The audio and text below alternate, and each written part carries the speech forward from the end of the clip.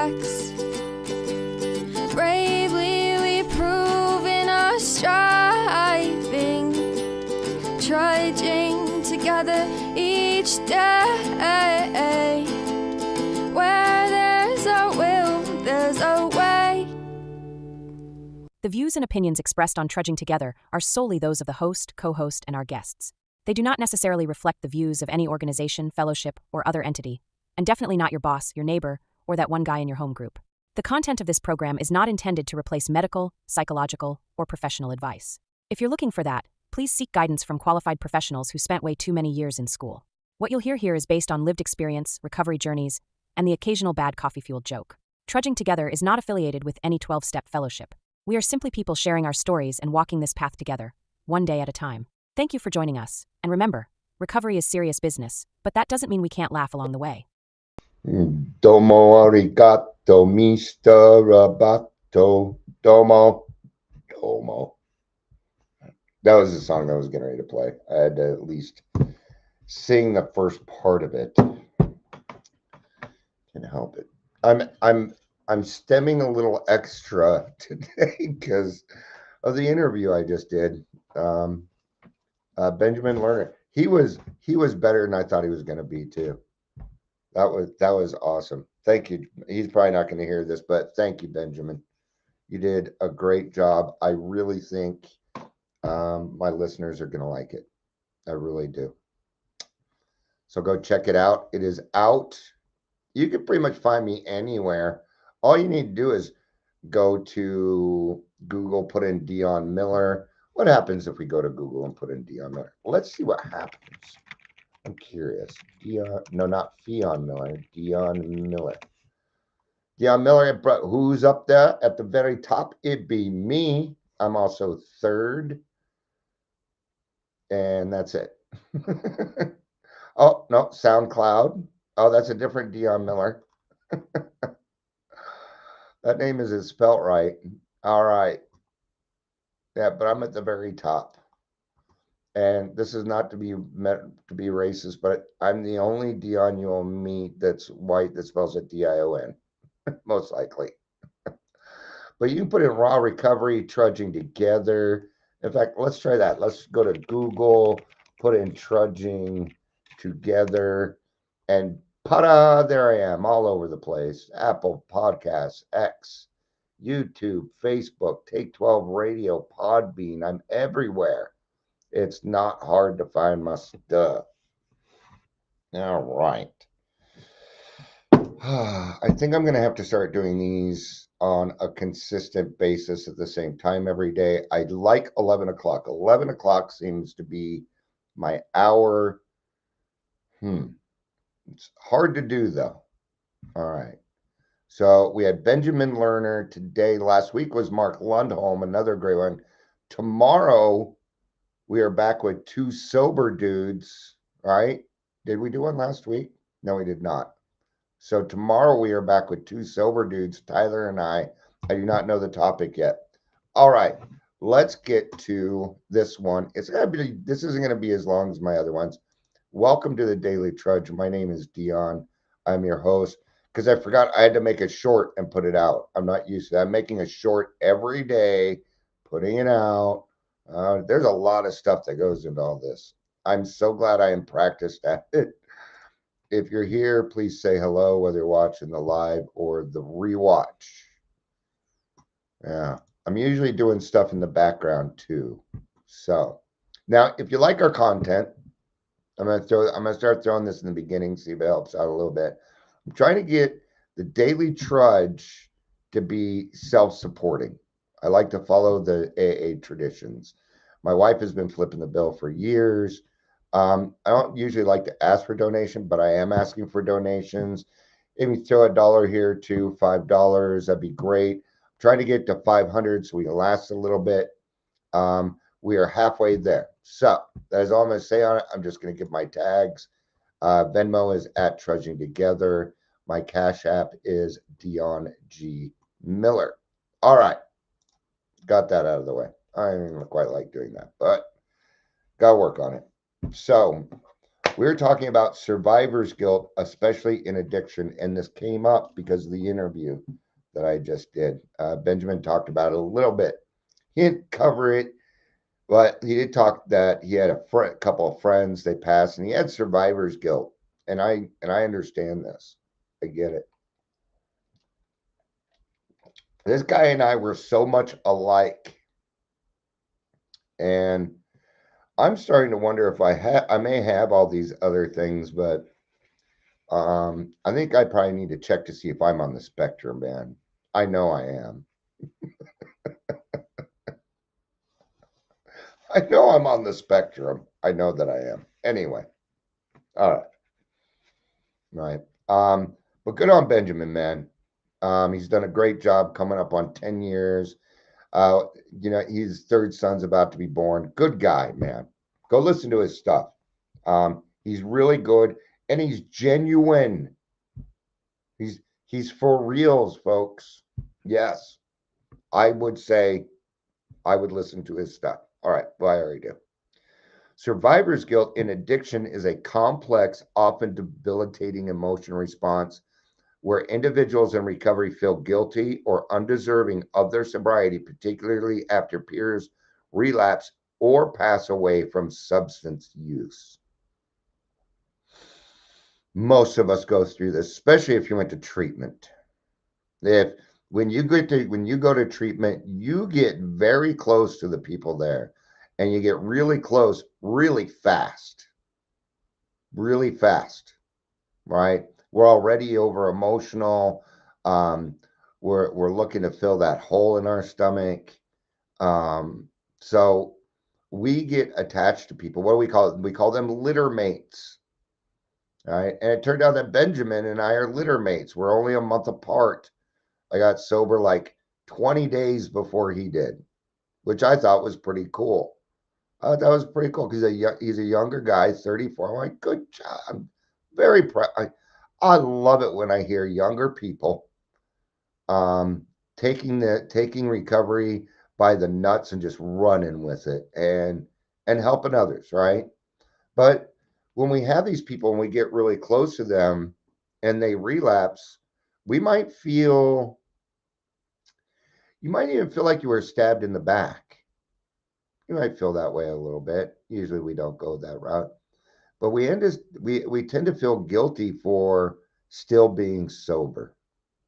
I've gone through this a couple of times. When I got sober this time, there was another guy that my sponsor was working with, and we were litter mates. We were litter mates in the fact that we both were slipping and relapsing a lot. He did not make it. He didn't make it. And to this day, I still feel guilty that I'm still here. He was a good guy, man. He had a wife, he had kids. Yeah. I've lost a lot of people in this program. Not all of them relapsed and died because of it. A lot of people that I've known had died sober. Yeah, I know a lot of people that have died sober. That's what I'm going for. Now, I'm not going to be, if somebody passes away from this disease, the best I can think of it, the pain's over, man. The pain's over with. But let's look at this a little bit more.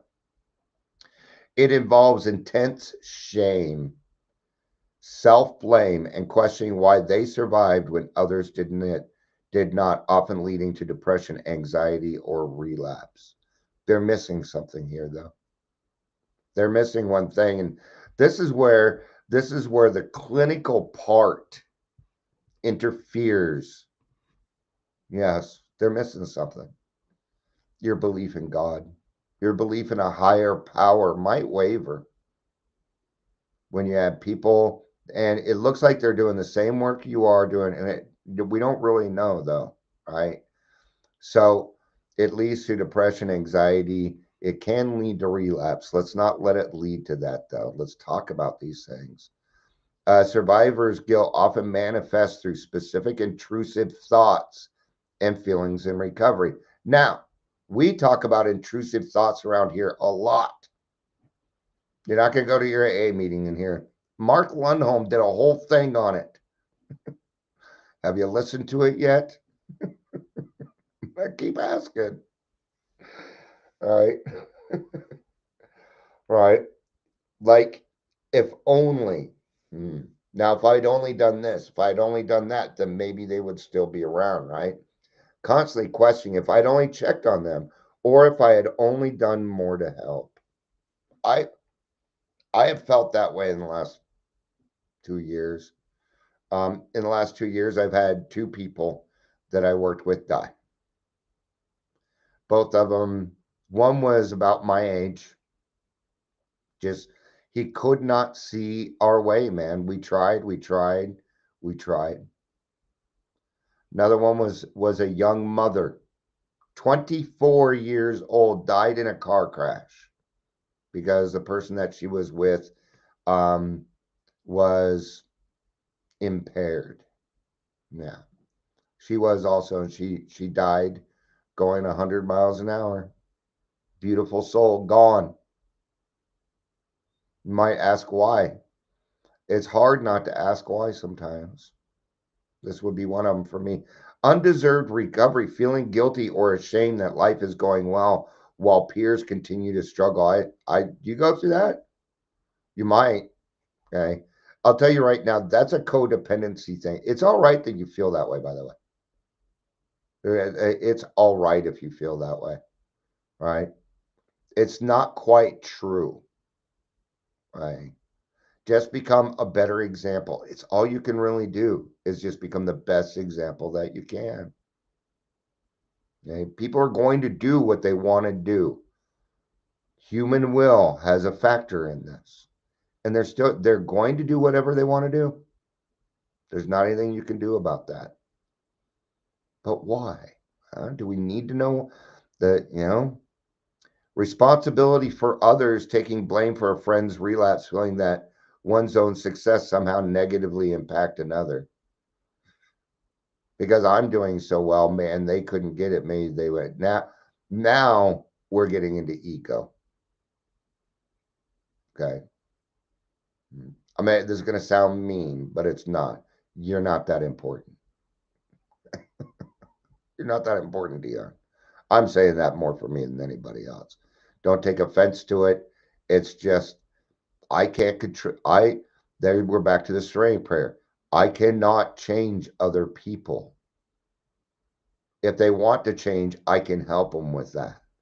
But I cannot change them. They're going to have to do that themselves. I will be there. I will hold your hand. I'll give you hugs. I'll give you encouragement. I will walk with you, even through the hard stuff. If you're down in a hole, I'll jump down with you because I know how to get out. I've been there before and I know how to get out. Right? So this is pride and ego, or it might be in reverse, thinking that we're not something. But these are the lies that our brains tell us. They're not true. Well, you don't look, you're doing the same thing, then maybe, see, well, that's not fair. It's not fair to you. You deserve to be happy. Social withdrawal, avoiding recovery groups or mutual aid meetings because they bring up painful memories of those who did not survive. I have a meeting like that. Now, I don't avoid it because of that. I don't avoid it at all, actually. It's just kind of far away now. Bill's Brown Baggers, the noon meeting at Primary Purpose Club. That's every time I go there, I'm waiting to see Joe and Chet and all my boys. Nope, they're not there anymore. It's a whole set of people. The meeting's different. It's this, it's that, right? Yeah. And sometimes, I am the last surviving original member from that group. And that's not always easy to deal with. Almost, let's see, except for one or two, every friend that I had back then is gone. That was in AA. There's only one person that I still talk to from that time, and he's also my sponsor. He's the only person I know. All right. Now, fellowship, right?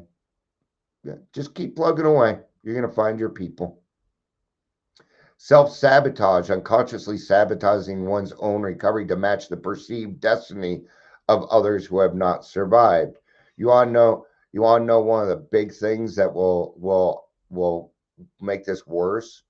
People running around saying only 2 or 3% make it. People are even tattooing 2% on their body. It's not true. If only, and that's according to methamphetamine.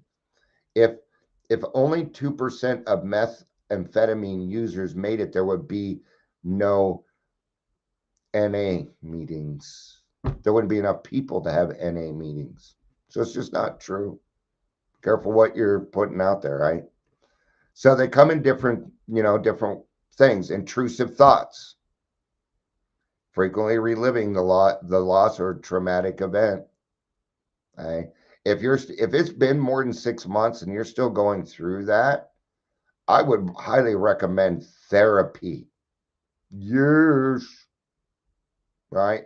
Emotional distress, persistent feelings of worthlessness, depression and anger, physical symptoms, insomnia, nightmares, or tension.